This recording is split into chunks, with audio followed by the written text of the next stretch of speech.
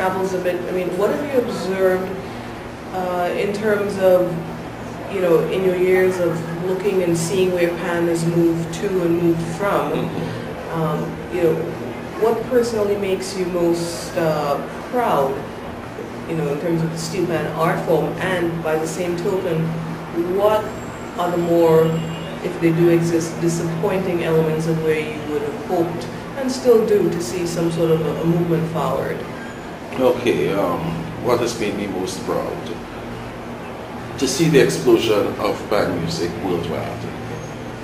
That is very good to observe how the world has embraced band, knowing where it has come from and the circumstances under which it was born.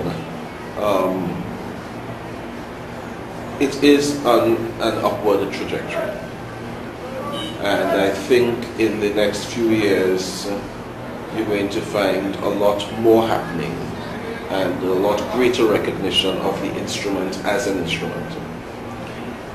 Okay, disappointing, harken back to what someone I spoke about before, the egos involved.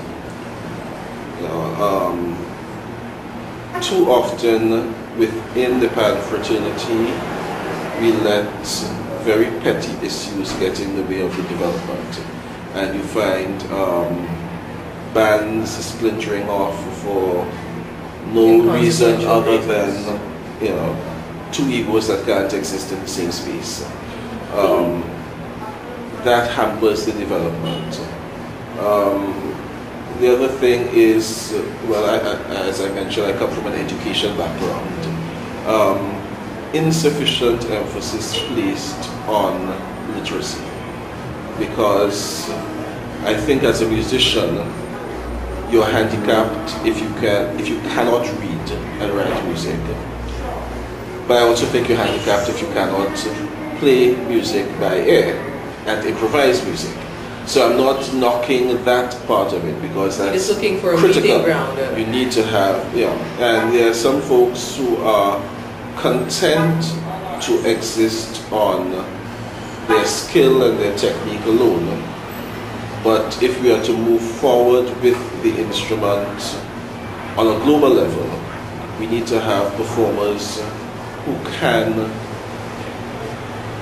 really just pick up a piece of music and play, regardless of where you are. As the opportunities arise, I've worked with steel bands over the years for festivals and these sorts of competitions, and the amount of time it takes to teach a piece of music would be greatly reduced if players could read and write music.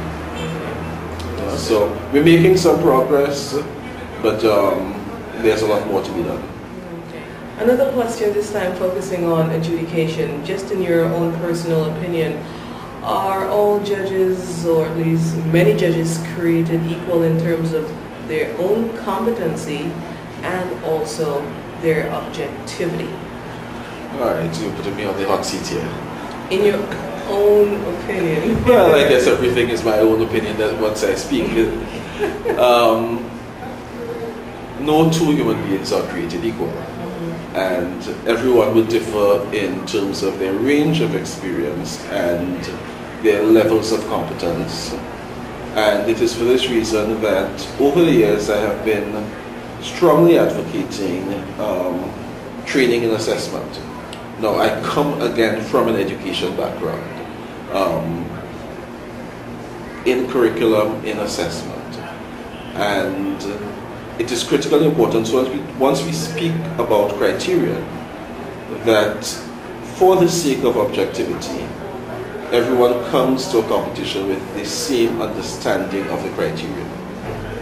So that if we are looking for color or texture, which are some aspects of the criteria that's now appearing in some of the education score sheets, then all of the adjudicators need to understand what are we looking for when you speak to color, what are we looking for when you speak to texture.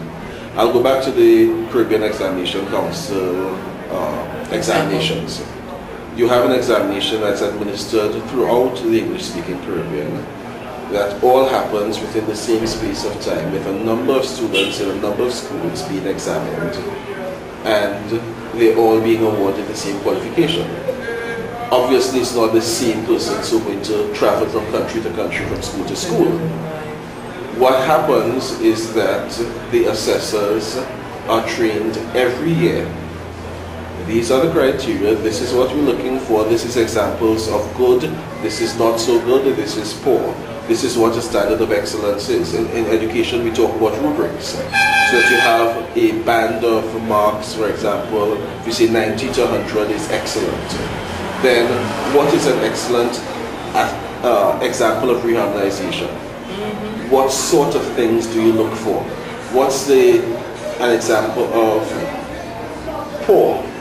You know, and you listen to various examples and you make comments and you know, there are different ways of training, but I have advocated strongly over the years that all adjudicators need to get together, need to have a common understanding, and then, as we spoke about earlier with the arrangers themselves not always understanding the criteria, then the adjudicators need to interact with arrangers. Yeah, no less should be expected of them. Right. So that for the sake of the competition, you try to reduce the subjectivity as much as possible. Every human being enters an arena with their own expectations, with their own experiences, with their own biases.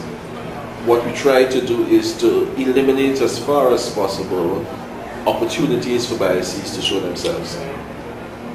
So, I'm not too sure if I've answered your question. No, it's good to have your thoughts on it, because it seems that what you're saying should be common sense and practical, but I'm sure it's not as clear cut as that. And in the same way that challenges exist within the steel pan culture / art form and orchestras and the people deeply involved with it, so too are challenges extant within the adjudication format, and yes, it's good that we were able to bring that out. Yeah, and in every form of music you have the same sort of things, whether it is vocal music, whether it is symphonic instruments. Once you get into the element of competition, we should all have a certain sense.